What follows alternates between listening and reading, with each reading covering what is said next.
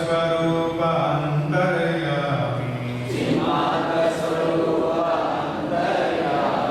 Aparoksha Vikshana Antaryami Paramananda Antaryami Antahastitva Antaryami Yamed Sarvam Antaryami Sarvasakshi Antaryami Sarvasakshi Antaryami Sarvasakshi Antaryami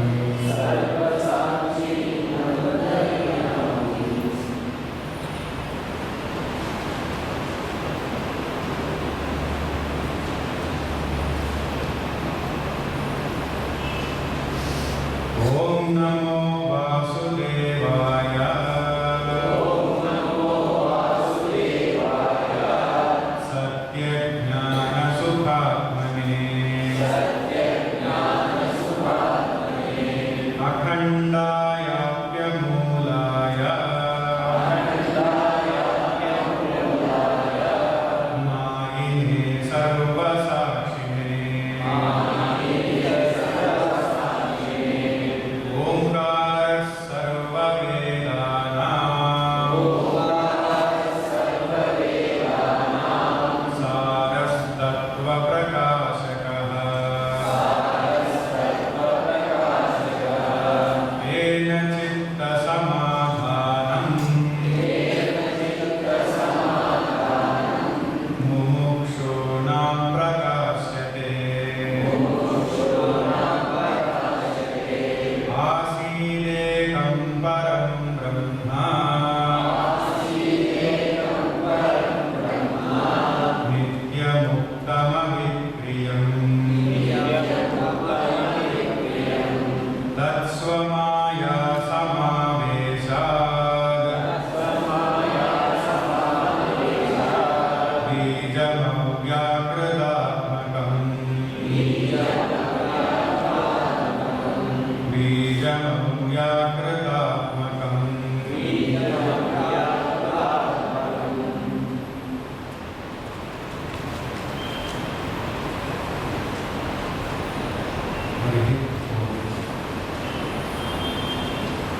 Any kind of experience,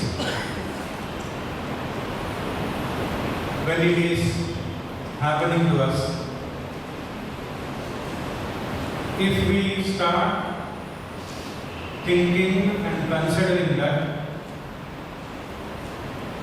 we are in the experience,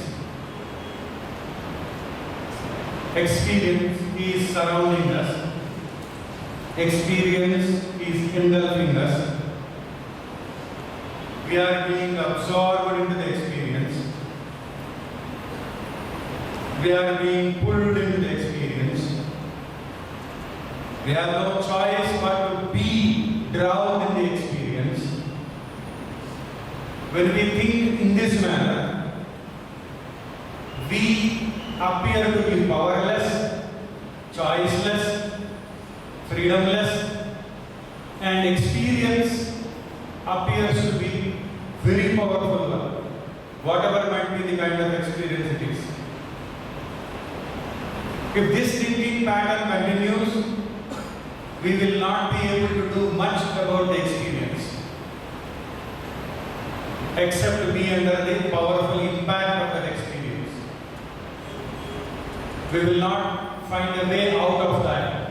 We will not discover the means to transcend that.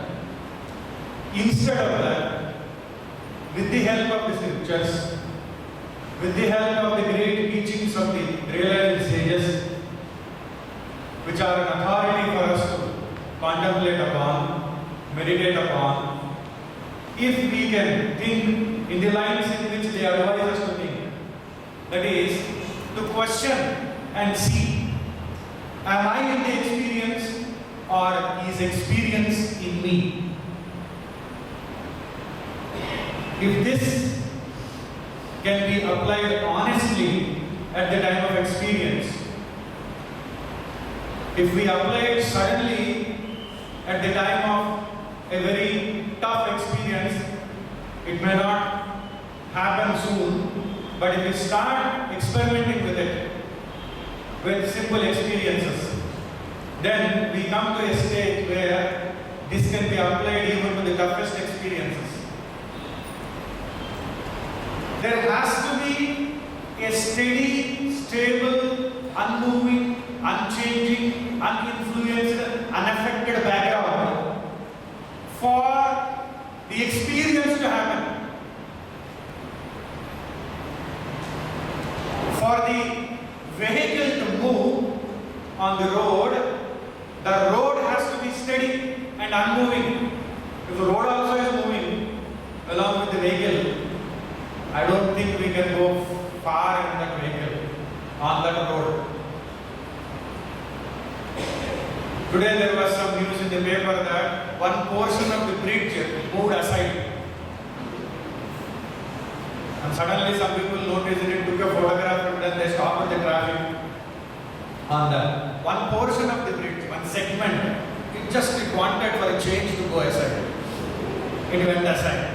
It felt like, what is always the same thing, and let me move it. Let me also show and prove that I also have some movement. So, if the road is moving like that, the vehicle cannot move. The road has to be steady so that the vehicle can move. Similarly, when the train has to move, the track has to be steady. If the track also starts moving, then what will happen? So, the background has to be steady. Similarly, when the flight has to take off, plane has to take off, the runway has to be steady and smoother also. There are potholes, pits, and then they are also moving there. Then what will happen? And when we sit on the chair, in order to do our work, where the mind has to move, brain has to move, hands have to move, the chair has to be steady. The table on which we keep our book and want to do something, the table has to be steady. Similarly, when we go and watch the movie, the screen has to be steady. Then only we can watch the whole show. If we can apply the same thing to the inner movie that happens in the form of an experience, something is steady, something is unmoving, something is unchanging, something remains unaffected. Then only upon that substratum, upon that screen, the movie can go on. The movie of experiences that the mind sees, that the mind involves, that the mind identifies with, that the mind gets engaged into. This can happen only if there is something steady. And what is that which is steady? That cannot be anything different from other than our own nature of consciousness. The mind itself is moving. In the mind, many things are moving. If all these things are happening like this, then that which makes this happen, facilitates this happening, is the consciousness.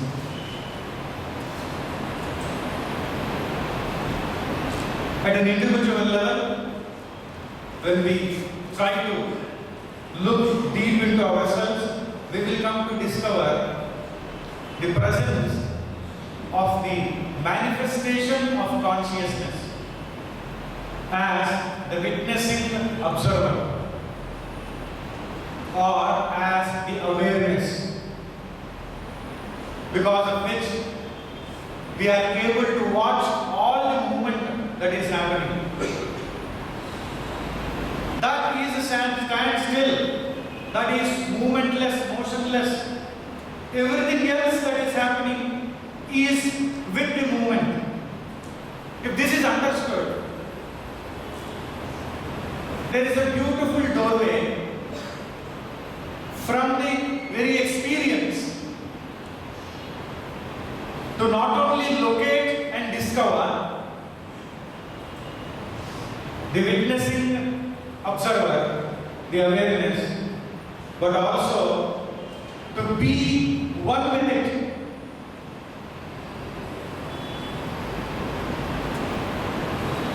And being identified as not different from the awareness or the witnessing observer or the consciousness itself. Then, if we maintain this thought flow, which is taking us inwards and not into the experience and not anywhere outwards, then we will find a way out of that experience. Then we will come to see that we are more vaster and bigger than the very experience itself. Similarly, when fear happens to us, we need not get into the thought flow of the fear. Fear is happening because of this, fear is happening because of that. That caused fear, this caused fear. Not getting into the thoughts, but trying to understand that instead of feeling that I am in fear, that very thought is incorrect. I am in fear. If we change the way in which we think, if we start thinking, the fear is in me, not I am in fear, fear is in me. Gurudev used to say during one of his discourses on Bhagavad Gita, I am not in them, they are in me. A very powerful statement. They are in me, I am not in them. Like the ocean looking at the waves and saying, they are in me, the waves are in me. Like that, when we recognize ourselves as an ocean of consciousness, and then the fear is a wave in it. What is a wave when compared with the ocean? This understanding has to dawn at the moment of experience of fear. Then the whole approach to fear changes. Then our experiences undergoes a change. Because we become bigger, fear becomes smaller. We become vaster, fear becomes minute. It can be easily dealt with. But we are getting involved in the fear, identified with the thought flow of the fear, getting drowned in the emotions that are connected with fear. We can't do much about it. In fact, we can say we can't do anything about it.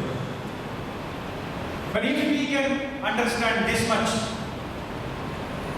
that I am not into fear, I am not into fear, fear is in me. That very thinking itself tells us that we are something greater than the fear, bigger than the fear. Otherwise, what we think, fear is bigger, fear is engulfing, I am lost in the fear, I can't do anything. Then what happens is, the one who is the witness starts managing the fear. For him, what is fear? If he has to manage it for us. Who is the one who manages? Our scriptures call the person for our easy understanding and for our upliftment of faith in our own mind, so that at least through that upliftment we can understand the presence of the manifestation of consciousness in us. Our scriptures call that as Antaryami. Antaha sthitva yamed Antaryami. Antaha sthitva yamed. He who stays inside and controls everything. We are forgetting Antaryami. We are ignoring Antaryami. We are not letting Antaryami totally connect with us. We are blocking Antaryami.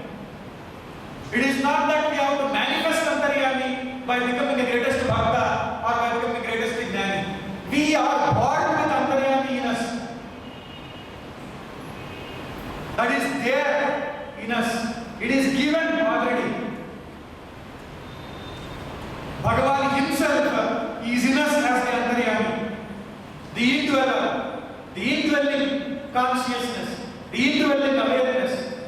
indwelling, witnessing observer. He is there already.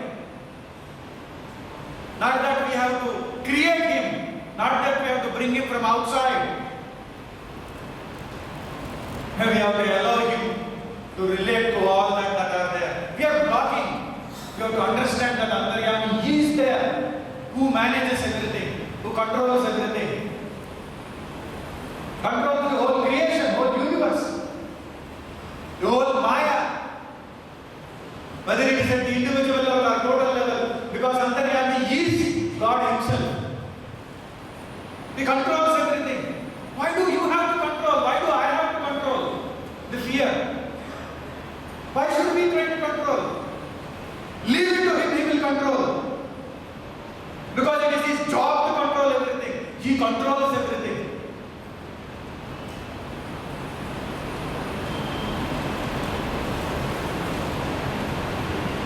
We have to have faith in Antaryami, trust in Antaryami. Once we understand this, then handling fear, managing fear is not a great thing. Because who controls, who manages? We have to allow the Antaryami to handle it, manage it. Leave it to him. Because this can happen only if we are convinced that the source of fear is inside and the controller of the fear also is inside. And we are greater than the fear. And fear is only appearing in us. And we are not disappearing into fear. Fear is only an appearance in us. It can happen due to any reason. There are people, if they are told to go to doctor, they get frightened. The moment they hear the word doctor, they see only syringes, injection, that needle, and all that. They get frightened.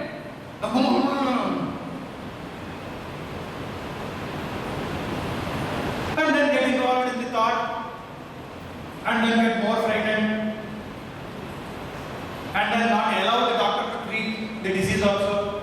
Then what happens? See, this fear is there in the person. Like that, there are so many fears. Somebody has to go to a dentist. Oh, God of fear. Like that, there are fears in us. Fear can be because of anything, because our thought goes on and on and on. We are close to someone who is taking care of us, who is looking after our needs. It can be parents, it can be the mother, it can be the partner, and then suddenly there will be fear. I will lose. Fear of loss of the person. Who will take care of me afterwards? Who will do all this to me later on? That is already associated with that relationship. Who is taking care of us? If we deposit some money, suddenly there is a fear. The value of the money may go down. I may lose the money. Or the place where I deposited money may disappear. If somebody is driving an automobile, suddenly there might be some fear. It may end up in an accident. Who will know? And somebody is growing in age, suddenly there will be fear. Maybe the end is coming. So there can be fear because of anything. Because of family, because of friends, because of various other relations. Anything can become a cause of fear. If we allow them to crop up and remain in the mind, we keep on getting involved and identified and get drowned in them. That continues. Then there will be so many fears for us to manage. So we can tackle each one of them like that. Instead, when the fear appears, just create this clear understanding and the thinking that I am not in the fear, fear is in me. The cause of the fear, the source of the fear is inside. It is not outside. And that when we understand, as we have already seen in the due course of our discourses, that the energy that is there inside, which has been accumulating since lifetimes, and that wants to express itself, taking the advantage of the situations that are causing so many negative emotions. Fear also is one like that. It starts surfacing. And not only that, anytime we condemn ourselves, fear increases. That creates a gap inside. When we condemn ourselves, fear increases. And when we condemn others, when we attack others mentally, when we are hostile towards others, when we criticize others, we do not know. Unconsciously, the fear gets deposited inside. Because unconsciously, we start fearing that they may retaliate. Because unconsciously, the mind knows. The mind creates this. Because I am attacking them, they may also attack me. I am criticizing them, they may criticize me. Consciously, we may not give importance to this. Consciously, we may not be mindful. Consciously, our ego may, for the time being, have fun at it. Or it may get some feeding energy out of criticism, out of attacking thoughts, out of hostility, out of condemnation. But we don't see what happens to us unconsciously. Unconsciously, we are depositing fear, which expresses it in various ways. Every time I condemn, every time I criticize, unconsciously the fear is deposited. Oh, they may attack, they may retaliate, I may be cornered. So this type of fear is there. We don't see it, we don't notice it. What deposits we are making. This also builds up fear. Every negative thought we hold about others, it produces, it causes our own fear. You have to look at it from different angles. And once this is deposited, it goes on accumulating, goes on accumulating. We do not know since how long we have been practicing so many things like that. Goes on accumulating, goes on accumulating. And suddenly when some incident happens, because of some thinking, oh, this may happen, that may happen, that may happen. And we don't know what to do with that. And when we learn that this is the way in which fear is depositing, and when we let go of our anger towards ourselves and others, hostility towards others, criticism and attacking thoughts towards others, we begin to see that fear starts diminishing. Holding ourselves as right and others as wrong also deposits fear. When we let go of that and then look at them from the angle of love, then the fear starts diminishing. The one who is peaceful inside, calm inside, serene inside, compassionate inside, will start gaining the capacity and ability to look at the being in the other person and the being in ourselves. Meaning, in other words, as we have already seen, one starts looking at the antaryami in the other person, antaryami in oneself. Antaryami is behind the internal organ. Buddhimana Siddha in others and in us. Normally we stop at the physical, mental, emotional levels, maybe at intellectual levels. But we have to go still further and see that the antaryami is deep inside and the antaryami is all pervasive. It is manifesting there as an antaryami. But in its Swarupa, it's antaryami of all beings. He is in all. And from the highest standpoint, all are in Him. And then we will come to see the perfection that is there even in the most imperfect person. Even when we are imperfect at mental level, physical level, but that doesn't matter because we begin to locate the most perfect, the perfection that is the Antaryami. Nobody else can be perfect. One who is identified with the mind can never be perfect. Mind itself is imperfect. And degrees of imperfection may be less, may be almost negligible or too much. That can be, but perfection can be there only in the awareness, the witnessing observer, because there is no impurity. No trace of impurity can touch it. There only there is perfection and purity. So once we start recognizing this in us, love flows from us. Once we start recognizing this in others, unconditional love happens in us. And then we start seeing the oneness that is there in all of us. Then where is the fear? Then the fear starts diminishing. Fear can't stay in that oneness.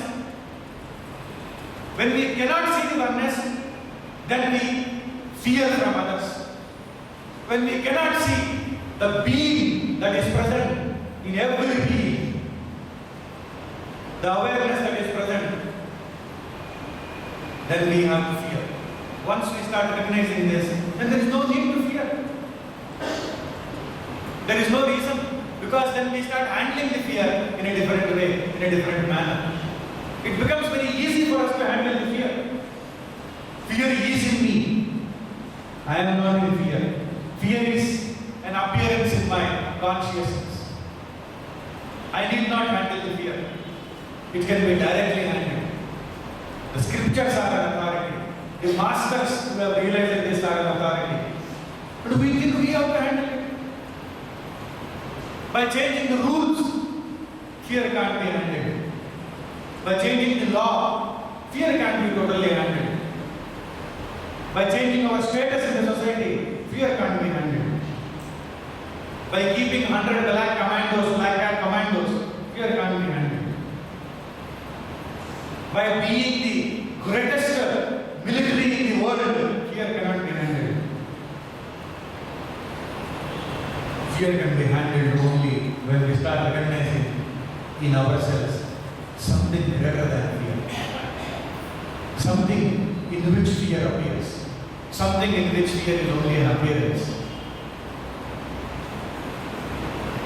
And then leave it to the Antaryami to handle it.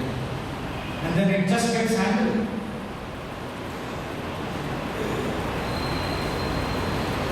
In a school, the teacher asked the student,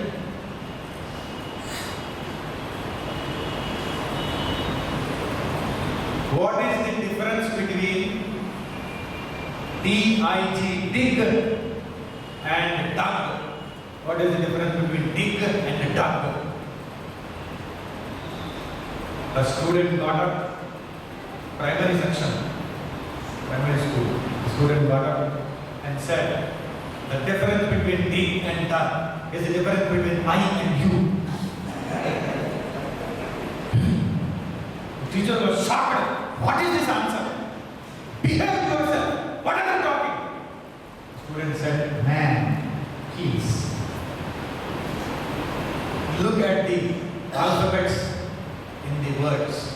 D-I-G, dig, D-U-G, dug. The first and last alphabets are same. What are different are I and you. That's the difference. The difference between I and you is the difference between dig and dug. She reacted in the beginning, but later on she felt that is true, very logical. Very logical. Even though the answer is something different, present tense and past tense, but still, there is logic in it.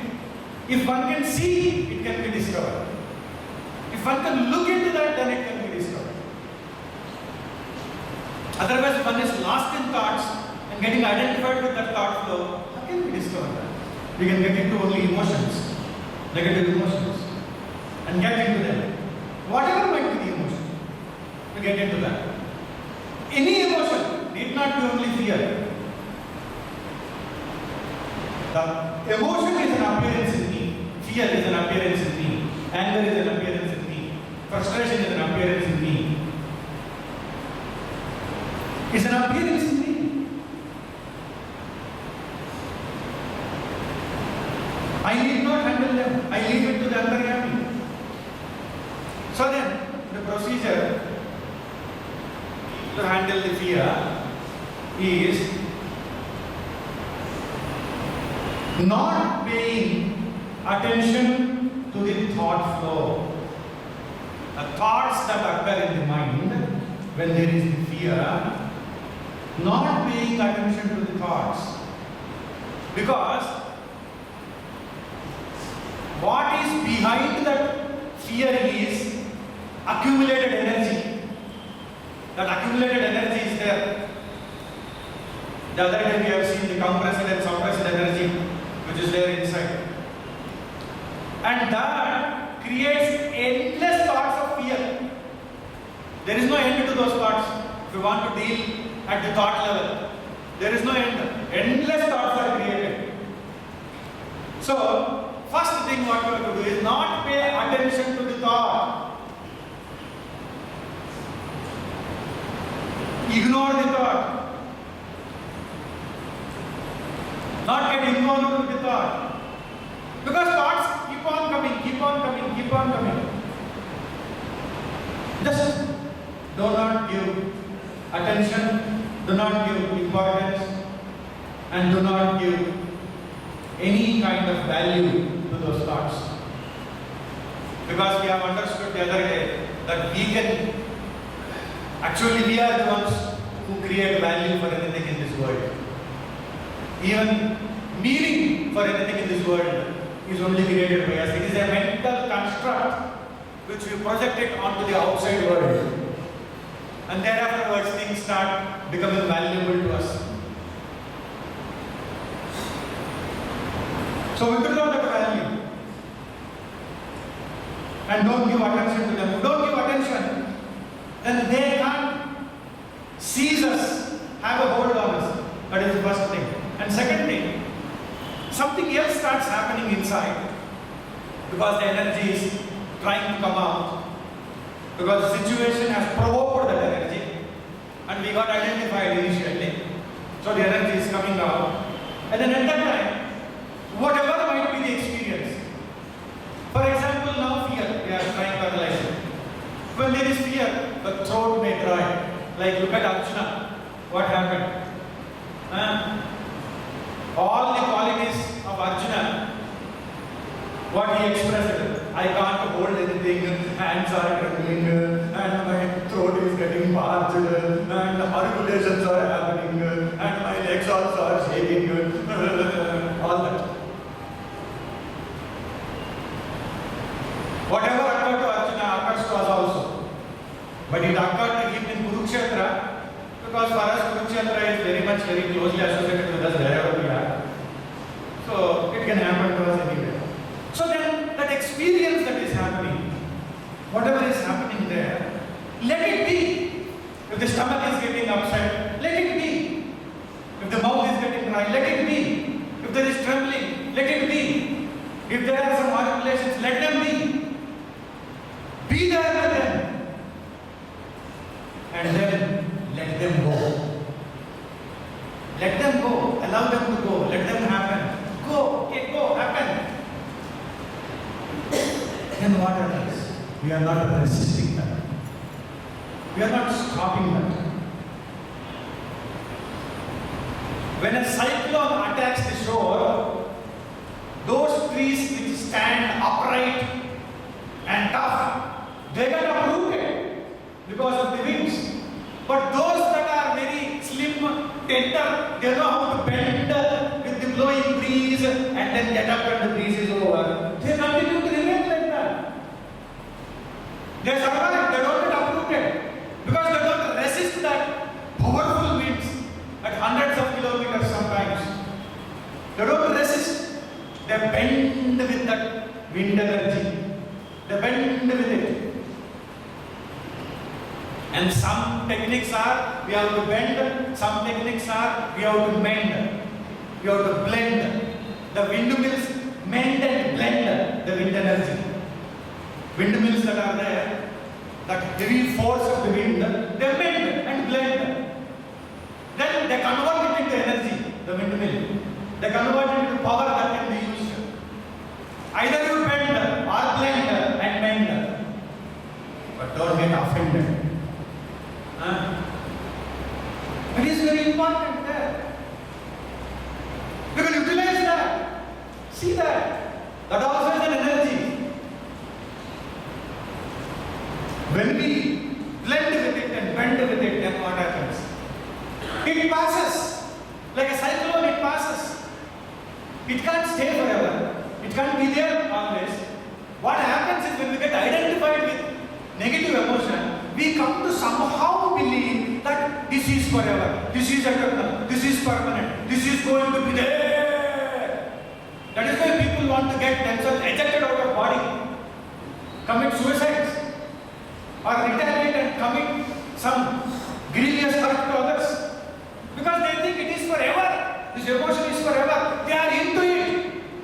Simple thinking, it is in me. Ignoring the thoughts, leaving the antaryami, and blending with it, utilizing it as a doorway, as a stepping stone, as a launching pad, as a staircase. How beautiful it can be. It can be used. It can be used. Not blaming that, not condemning that, not reacting that. Utilize that. It can be utilized. A fear can be utilized. Fear can lead us into samadhi if we can utilize it. Fear to samadhi. Yes. It is possible if we know how to go into it. Handle it. Manage it. So that is why we need to learn the art of managing fear. When an experience, the energy, like a volcano, it is upsurging, like a cyclone, it is trying to overtake us. Just bend with it. Just adjust ourselves, or resist it. Why do that? Allow it to flow. It goes. After that, there will be tremendous silence. After the cyclone, it is always set. Silence. Everything becomes quiet. Allow it to pass, that's all.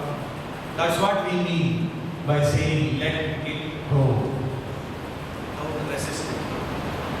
Allow it to go. It gets exhausted. It gets depleted. It will be over. It cannot remain continuously. It will be over. Then after that, what? After that, there will be no fear to come out.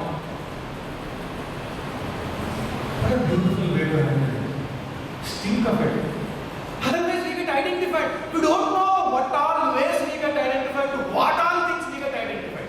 Some people get dreams, horrified dreams, called as nightmares. There was one patient who went to doctor. When he went to doctor, there were all bruises on his body. There was blood on his body, injuries on his body. What happened? What happened? What happened? What happened? The doctor asked, what happened? And he said, it is all because of the nightmares of my wife. Nightmares of your wife? Because my wife gets the nightmares, meaning horrible dreams she dreams. And in that dream she doesn't know what she does.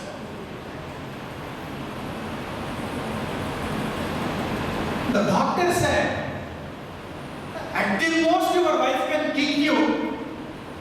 And you deserve that, I don't know. But at the most she can kick you. But not these injuries. These are all very serious injuries. She can't inflict. But I don't believe that. There must be something else that has happened. Doctor, please listen, please trust me. We were sleeping. And then suddenly my wife had this nightmare dream. And then she started yelling, shouting. My husband is coming home. Go away at once.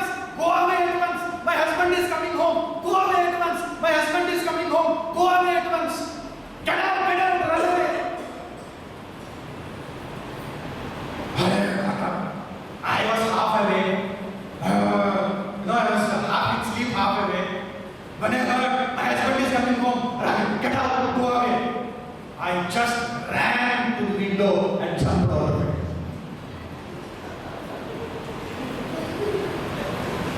He thought he is in somebody's house with somebody's wife, and that husband is coming, and she is telling, "Get out, my husband is coming." Ran to the window, jumped over, and he fell down. That is how the injuries. That is somebody's nightmare. They are identified with it. In that nightmare, oh, get out, husband is coming. Who knows what samskaras people have, what past they carry, from which lifetime or from which past it is getting affected. So these notions identify. That and this fellow identifies and then jumps out of the window. And then the injuries. This is the terrible level of identification with not only one's thought is connected with somebody's nightmare, dream, which is an illusion, which is only an appearance, and that can create injuries. The doctor was surprised. Why you have done when she says, "My husband is coming, get out." You are her husband. But what can you say? I am half a thing. He thought something else. He is in danger. He thought he is unreal. And some real husband is coming. Who knows? He will be caught. That fear. For fear to arise, for us to identify and experience and get affected by it, it need not be real. The cause need not be real.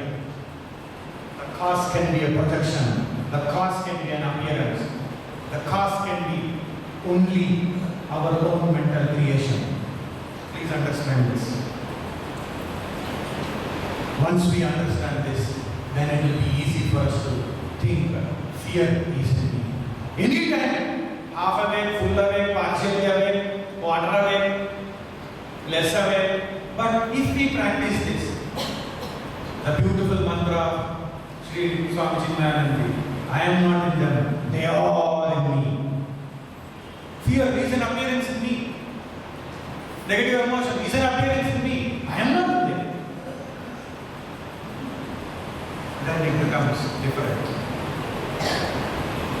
Another method, another way of handling. Question the fear. Keep questioning the fear.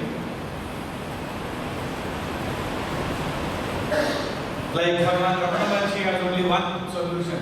For anything, who am I? That is the only question. But here different series of questions.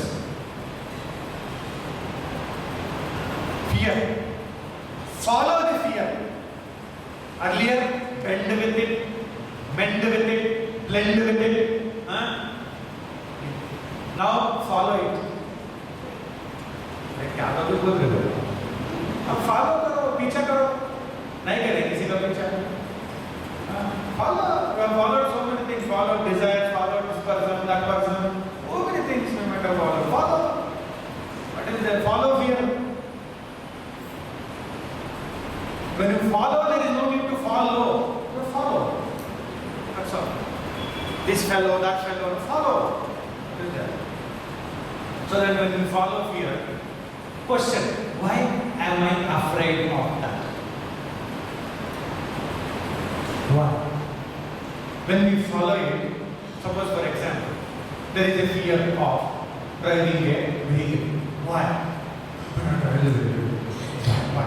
Getting involved, getting identified. Why? Question, why? When this question is posed to it, then the mind alone supplies answers. Why? What follows next? Why?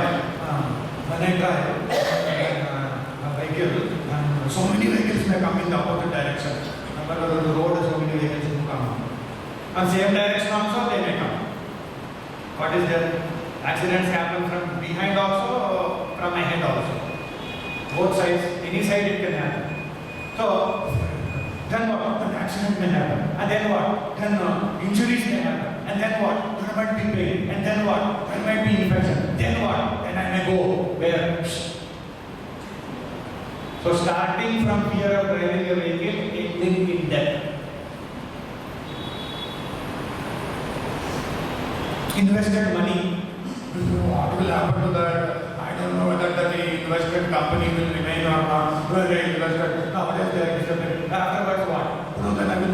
money to eat. Then what? Then I will starve. Then what? Then I may not have anything to wear. And then I may be on street. Then what? Then I feel hungry and then I feel affected by the environment and nature. Then what? Then I may collapse. Then what? I may disappear. Ending up there. Then what? And then you have to say, so what? I disappear. So what? You say to them, so what? Analyze it like that, follow it. Follow it. If you have to follow, you have to be in tune with it now. If you have to follow anybody, you have to be in a nice agreement with it. To follow the fear and ask. And then see. And then once we ask like this, the end result will be death only. Any fear, if you question, and see the answer, the end thing will be death. So what? There's one answer. So what? चले जाऊंगा तो क्या होगा? तो क्या होने का है? तो क्या होने का? You see our people in Hyderabad. Whenever they have their duty worker, will you please worker? What will happen? I don't know. Why should I? No, the officer will come. Let him come. What will happen? No, he will complain to the head officer. What will happen? I know how to handle head also. I'm not saying that negative. That is how like that. क्या करता हो ये? क्या करता था? क्या हुआ है? होने दे. Just keep it like that. अरे तो हो जान क्या होगा? अब बाद में क्या होगा? So once you give this question to the very thoughtful of fear, that will not know what to say. It will say, what? You are questioning me. You are saying so bad. You are saying so bad. That's all. We will stop there. You say so what to me? That's all. There was one husband who was frightening his wife because somebody told him, the moment you get married, you should start frightening the wife to take her into control. So he was telling, if you don't do this, you see what will happen. If you don't do this, then you see what will happen. Every time you don't do this, everything, every single aspect of work was like that. You do this, you do that, you do that, you do that, you do that. Don't do this. What will happen? And one day sister-in-law came and saw her sister. My God, what trouble my sister is undergoing. Every time he's threatening. If you don't do this, she does it in time. Very careful. Don't know what will happen. Then she told one technique. Next day the wife said. Then he asked her, go ahead and keep the hot water ready. Otherwise, see what will happen to you. Then the wife said, what will happen? Because my sister told me, what will happen? क्या होगा? Then he was shocked. He did not know what to say because he never expected that simple question. The friend who guided only to this extent. Now what will happen?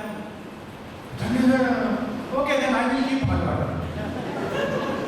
No, I will not keep.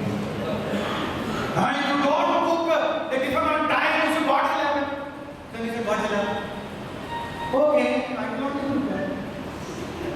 Afterwards, then he thought, why did I allow that sister-in-law to come? She gave such a powerful idea. And afterwards, I don't know what to do. All the while it was nice to handle. Fear also is like that. It goes on, this will happen, next that will happen, next that will happen. So what? And क्या होगा?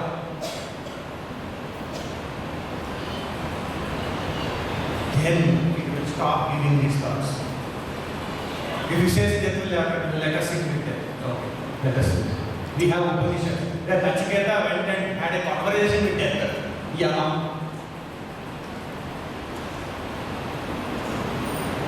Yama was very frightened. Meaning he was getting surprised. What all the things the boy was asking, tell me about the Atma. So we have such a very great scriptural, spiritual culture background. So why can't we understand this? Once we hand over the fear of death to Antaryami, what fear of death to Antaryami? Antaryami is the God in us. Antahasitva yamet iti Antaryami.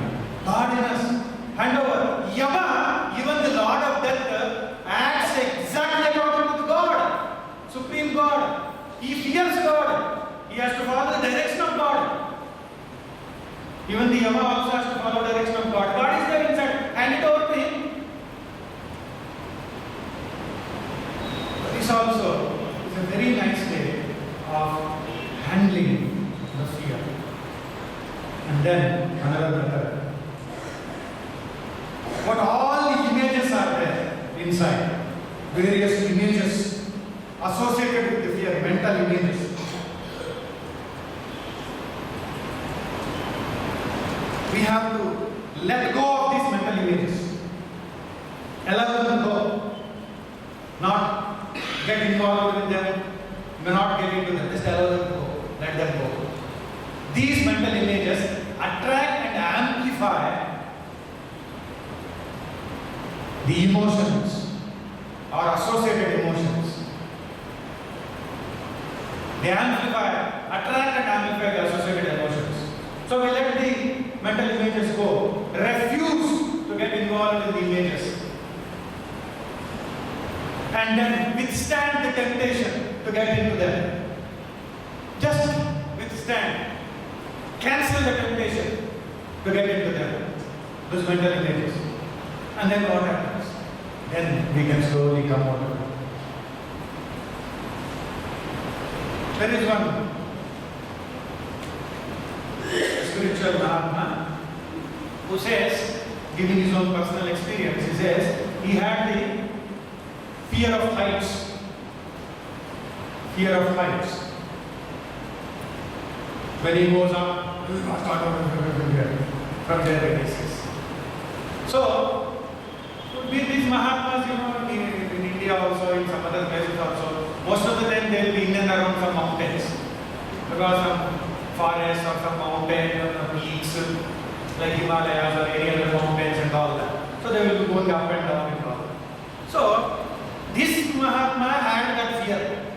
So whenever he used to go up the peak and look at the valley and look at the whole scene,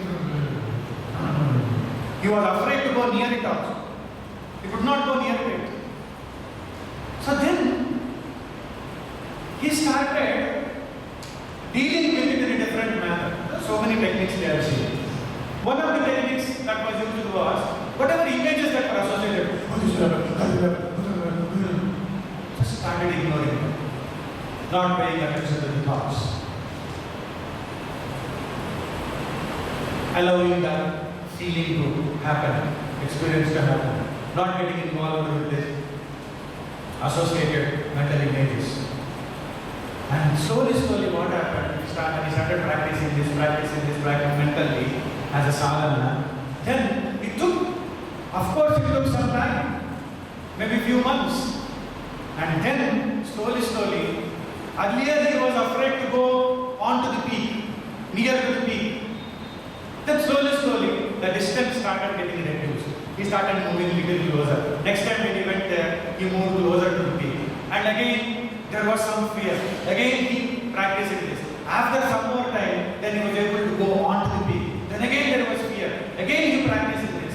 And then afterwards, he started gliding from the peak. Paragliding, this gliding, that gliding happily. There is no more fear. Because all that energy that was accumulated, that came out. That also is a beautiful thing. Or we have seen so many other techniques, they are also nice ways to handle the fear, to beautifully handle it, very effectively handle it. That is why we should understand that fear is only an appearance in our awareness, our consciousness. Fear is only an appearance. That's all. That much is the status of the fear. That is all it is. And then we are the ones who are the witness of this phenomenon. All that appears in us. That thought has to be there. Once it so happened with the Mahatma. See, there are so many stories about Mahatmas where when they are in a very high level, we see in our Puranas also and then in various other historical facts also with the Mahatmas, that wherever they are there, they are living or staying or moving around. Even the ferocious animals, when they come there, they lose this ferocity and they become like tamed animals, like the animals that are tamed by the circus people or the zoo people. Mahatma doesn't apply any techniques, but that animal loses its ferocity, its nature, and just gets overpowered by the love, the unconditional love, the divinity of this Mahatma, and then the Rishi or the sage or a saint, and then it functions normally. These are not fabricated stories, but there are nice evidential facts. Even with the Mahatmas in 21st century, there are evidential facts like this. And two, inimical animals also, they lose their enmity in presence of such Mahatmas. They start chasing each other. They just express only love. Because the presence of the Mahatma is overpowering. Because when an individual has reached a very higher level of consciousness and it is getting expressed, beaming out to him, and in the presence of him, everything else changes its behavior. Not only in the distant Puranas, but in the near historical experiences also, these things are very clearly evident. So one Mahatma, as he was walking in the forest, he suddenly came across the snake. He was a disciple. He was practicing the nice sadhana. So suddenly he came across. He was a disciple of another great Mahatma. So he came across the snake. Suddenly it appeared. And then just it was very close. Suddenly it appeared, it was very close. Initially he saw the body of the snake, and then naturally there might be some things that are there. So suddenly something started surfacing inside. Fear. But because of his samskaras, because of his practices, because of his shuddhatva in the mind, the purity of mind, and the grace of the masters and the God, suddenly he started. Initially he felt there is a harm, there is a danger, something. In a split second, all this was there. Then afterwards, slowly he started seeing that this is not the way to handle, ignoring the thought, allowing that energy to surface, not getting associated with the mental images. And slowly, he started seeing fear is in me. I am not in the fear. I am the conscious awareness. I am the witness. And then slowly he started seeing that. Then what happened? The one who deals with that situation was earlier the mind. Now the mind is no more dealing with it. The mind is not dealing because thoughts are not there, not giving attention to the thoughts, not getting involved with the thoughts, not getting into the mental images, allowing things to happen, and slowly thinking that I am the witness, slowly considering that I am the witness who is watching this, who is observing this, and slowly, what happened is that Mahatma says, slowly I surrender everything to the witness, to the Antaryami.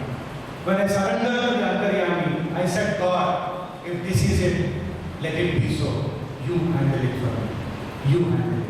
And once this is said, the Antaryami is present in him also. Antaryami is present in snake also. Please understand.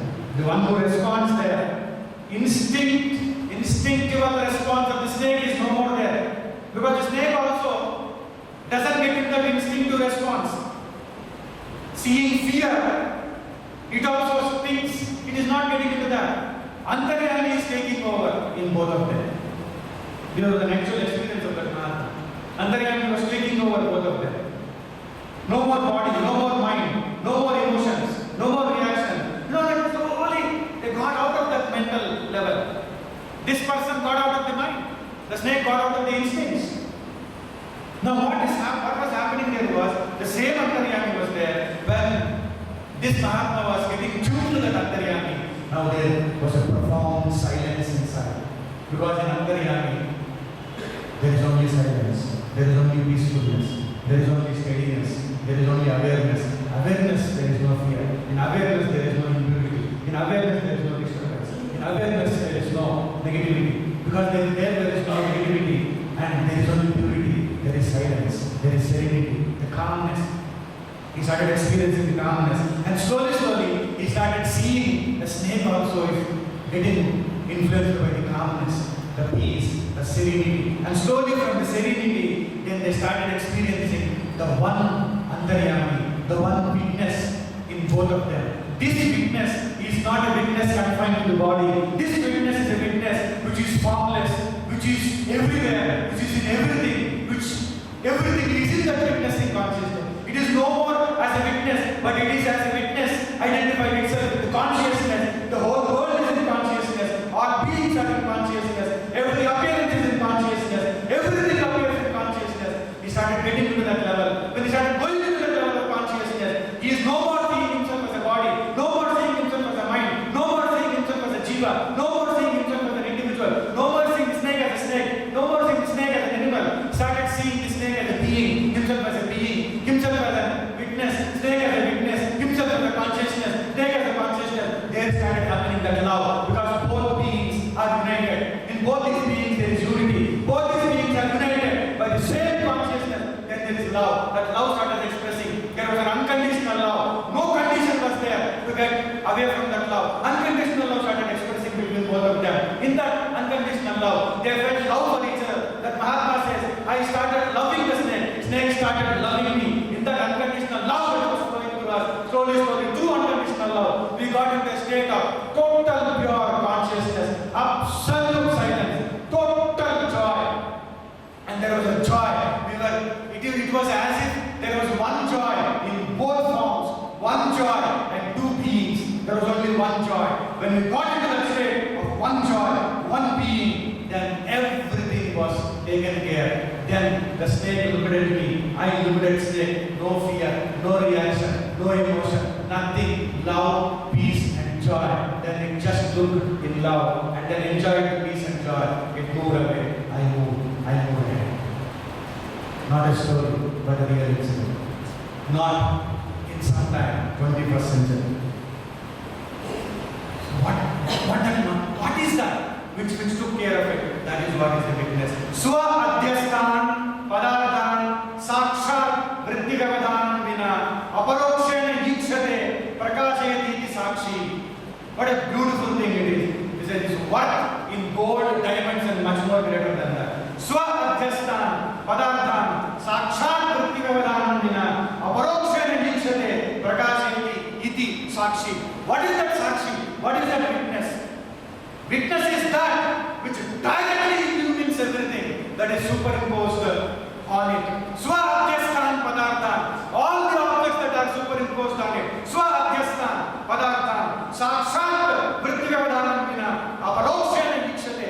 Vritti vyavadhanam vina, without the immediacy of the mind, without the immediacy of the thought of the mind, without the immediacy of the motivation of the mind, vritti of the mind, emotion of the mind, thought of the mind, sakshat aparokshena yikshate.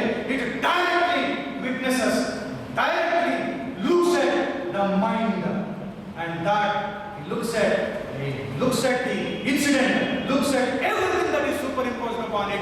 It directly deals with it without the interference of the mind, without the medium of the mind, without the mediation of the thought of the mind. It's straight when it sees, when the witness handles everything straight. That is the witness which directly sees with it, directly handles any issue, directly sees everything superimposed upon it. The witness is not different from that consciousness. Witness is not different from that supreme consciousness. Witness is not other than supreme Brahman. Even though it is manifested in us as a witness, when we live into that witness, that witness handles everything directly. As a mind we need not handle. As an ego we need not handle. As an individual jiva we need not handle. Live into the witness. Witness is that which directly handles. For witness to handle, for witness to deal, mind is not necessary. thought is not necessary. You can directly understand this glorious teachings of our scriptures. This is the witness, this is the saksi. Each one of you is a witness. Each one of us is a witness in our own intrinsic essence. We are the witness, but we don't give room for the witness. We don't allow the witness to take over. Our ego wants to take it over. Mind wants to take it over. Then how can a situation be handled by God? Please understand this. That is what Shankaracharya says in Panchikaranam. This is the step that we are going to, if you understand the real implication of the Panchikaranam. Aham Atma, please. Aham Atma, Sakshi, Kevalas Chinmatra Swarupa,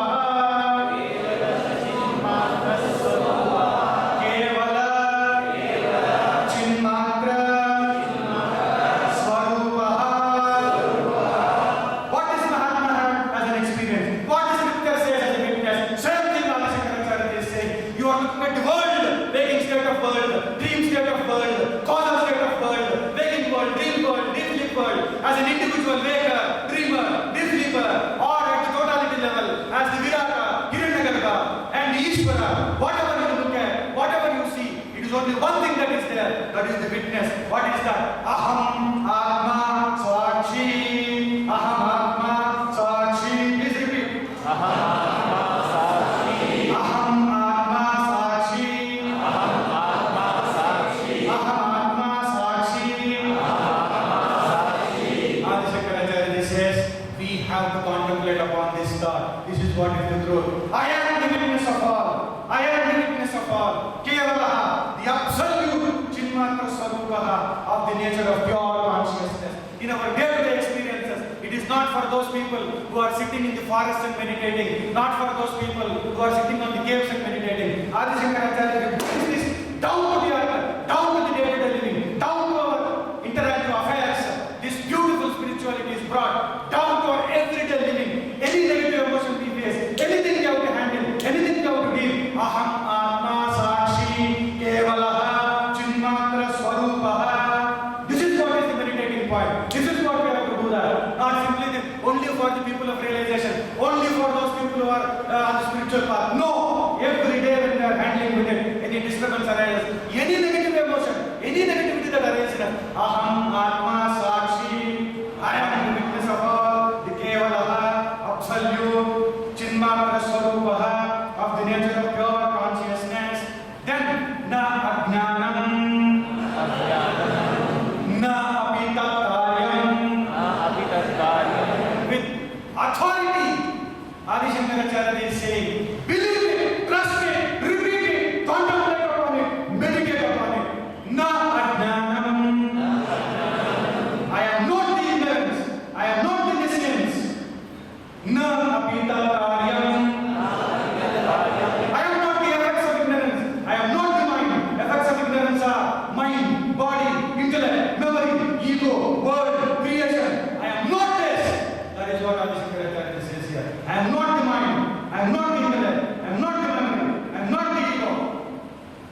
Then Shankaracharya also, following in same line, said similar line, Chidatmanandha, Nitya Shuddha, Buddha, Mukta, Sat, Advaya, Chidatmanandha, Nitya Shuddha, Buddha, Mukta, Sat, Advaya. I am the Atman, the pure consciousness, Nitya Shuddha, eternally pure. Nothing can touch me, nothing can influence with its impurity upon me, nothing else can be there. I am eternally pure. And then Buddha, eternally enlightened. I am Mukta, ever free. Sat, the truth, one existence. Advaya, non-dual. Continuing the contemplation. And then Adi Shankaracharya said, Brahmaivahamasmi, Brahmaivahamasmi, Brahmaivahamasmi, Brahmaivahamasmi, Aham Asmi Brahma Eva, I am Brahma alone. In every experience, if we can repeat it, in its own accord. But in handling the fear, in handling the negativity, if we follow the contemplation, Brahmaivahamasmi, I am Brahman alone. Nitya Shuddha. Adi Shankaracharya also says here. Nitya Shuddha. Buddha. Mukta. Satya. Swabham. My nature, my absolute nature is eternally pure, ever enlightened, eternally free, and existence absolute. Paramananda. I am the bliss absolute, one without a second. There is nothing else other than I. When there is nothing else other than I alone am there. What is my nature? Ananda. Pratyak Bhuta Chaitanyam. Pratyak Bhuta Chaitanyam. Pratyak Bhuta Chaitanyam. I am the innermost consciousness. Who am I? I am the innermost consciousness. Not the mind, not the body, not the intellect, not the limited individual, not the one who is getting frightened because of the incident, not the one who is getting involved with the mind and the rage and the fear and the anger and the hatred and various other negative emotions. I am not at all this. I am that innermost consciousness. Iti abhedena avasthanam samadhi. Iti abhedena avasthanam samadhi.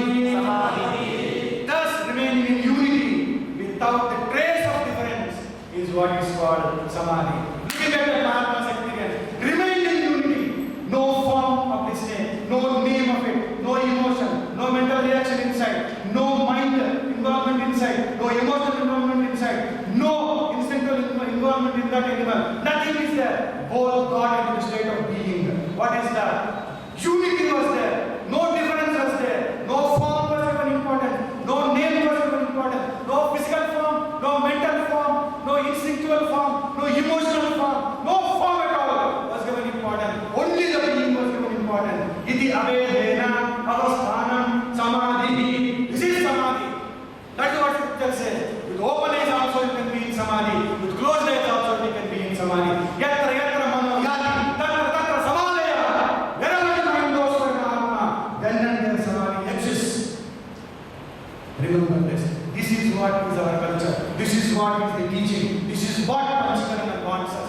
The whole world is not different from Omkara. Whole world is a manifestation of Omkara. Whole world is a manifestation of that Saguna Brahman. Whole world has Brahman as the basic unity. When you notice this basic unity, when you notice this one unity, you will be protected. You will be safeguarded. You will be taken care. The whole life will be taken care. You will be led into that highest state. Any dangerous situation, any eventful situation, if we get into this state of contemplative meditation, the Brahman himself, the Saguna Brahman himself, the Antaryami himself, the witness himself will come and take care of us. That is what Sureshwara also feels when an individual goes into the state of samadhi. Wherever he is, in the waking world, in the transactional world, in dealing or in meditating, he is able to get into this samadhi. Paramananda Sandoha.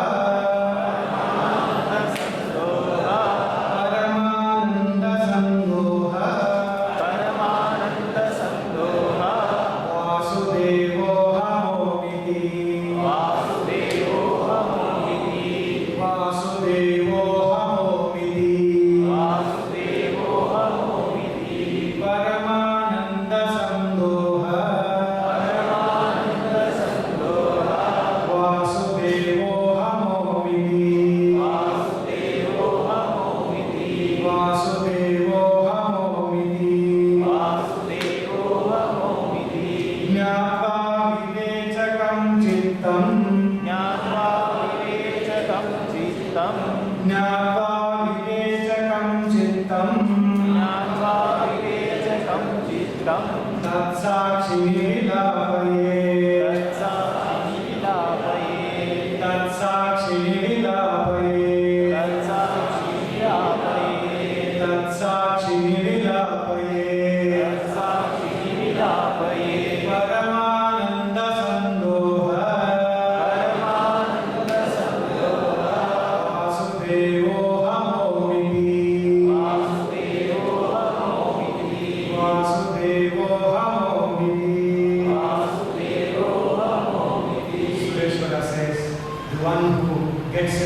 of Samadhi, contemplating upon these beautiful pointers from Shankara, beautiful pointers from the scriptures, Upanishads and Vedas, beautifully.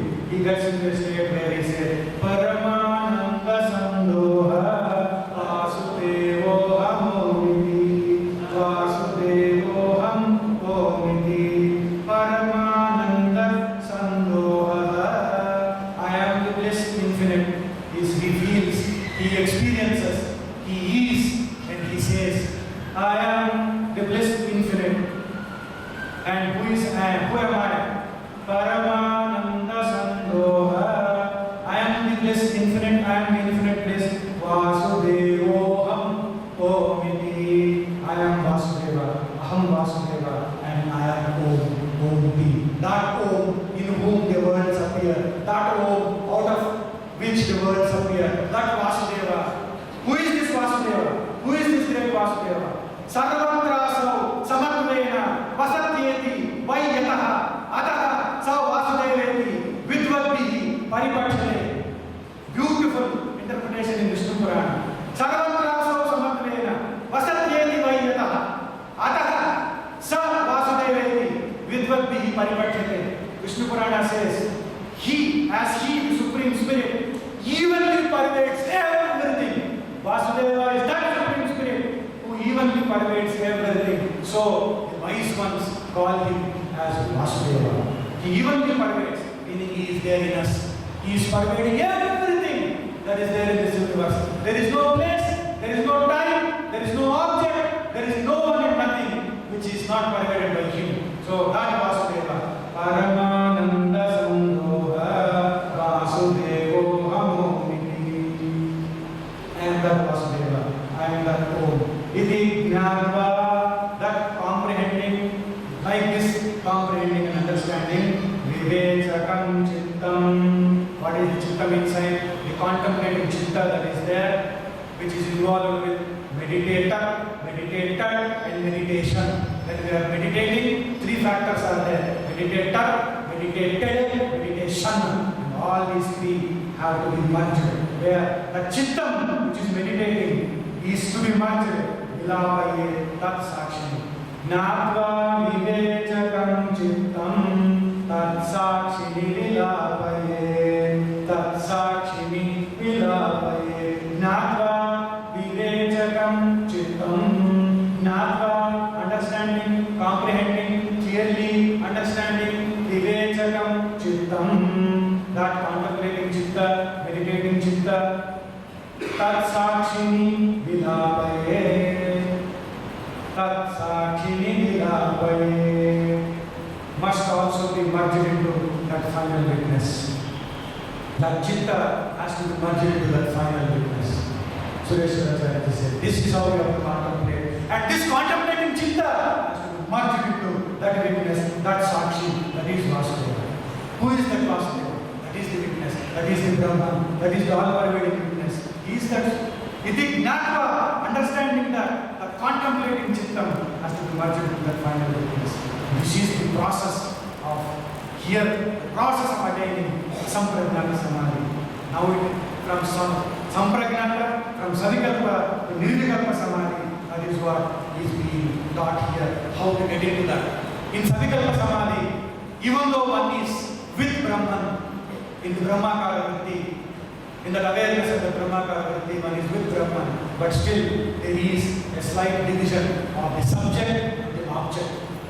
That Brahman is an object and I am the subject. That division also has to disappear.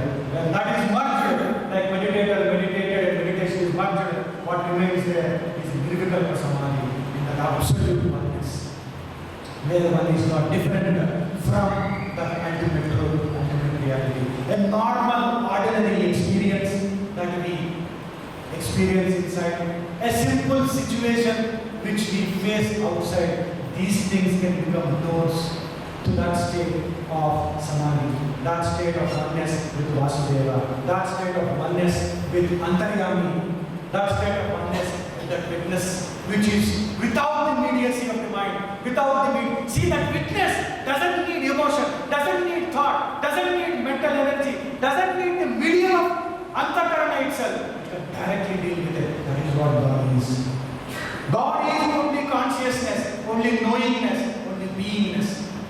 There is no need for mind. So we hand it over to the Antaryami, to the witness. We become one with Vasudeva. That Vasudeva handles this. That Vasudeva takes care of everything. Vasudevo Hamomiti. Vasudevo Hamomiti. Paramananda Sandoha.